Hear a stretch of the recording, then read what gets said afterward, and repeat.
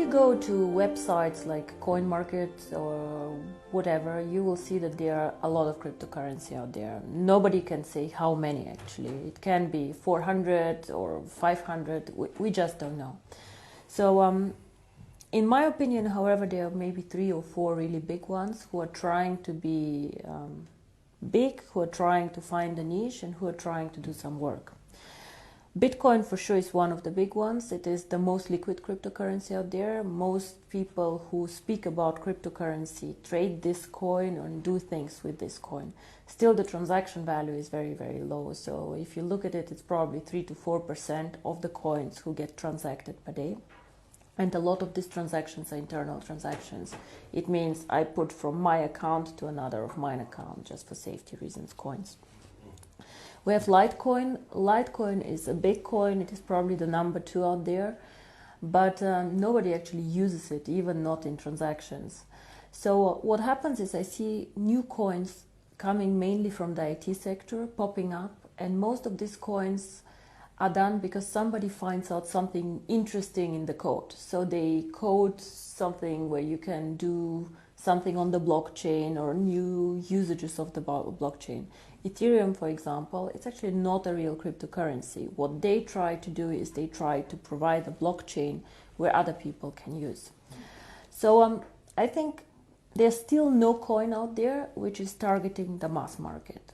And I believe this is the case because the community of cryptocurrency is a bit arrogant. Yeah?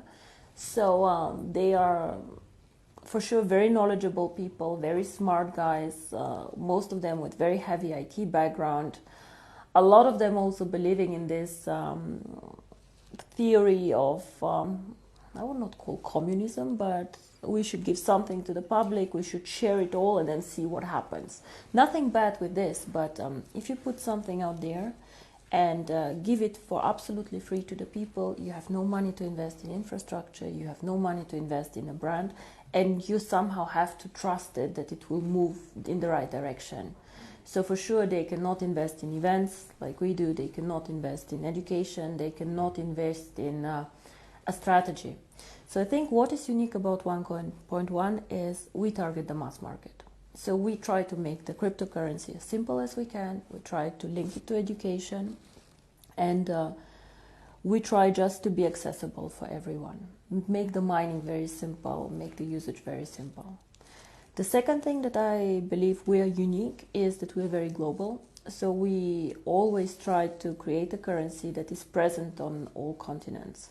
It is not an easy task because sometimes it is much easier to be on one continent. For example, Europe, where people are very sophisticated, where they understand this, or China, where people also like a lot of digital currencies. But still, we believed from the beginning, if we want to be the future of payments, if we want to do transactions, we have to be also in Africa, we have to be in India, we have to be in Latin America.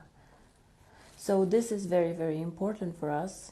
And the third thing that I believe is very, very important is we are one of the few cryptocurrencies that focus on usage. And I don't mean usage of the blockchain like others, like Ethereum, but I mean usage by people. Because cryptocurrency itself has no real value. It is just an algorithm, it is just a digital number that you have. Unless you put something behind. Something can be a brand, but something can be also the usability. What we want to do with OneCoin is we would like to be the first choice for merchants.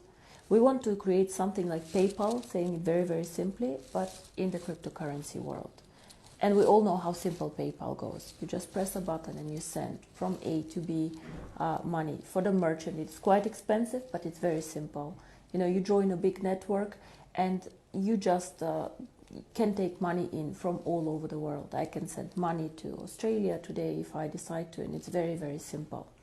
So for us, this is also why we did the changes on the blockchain. We decided to make it a very fast blockchain, so it runs every minute. In average, this means that every 30 seconds your transaction gets approved because you do not, you join like within the block running. And it is as fast as Visa and MasterCard do transactions. I believe that this is also something very, very unique. I have not seen any cryptocurrency focusing the strategy on merchants.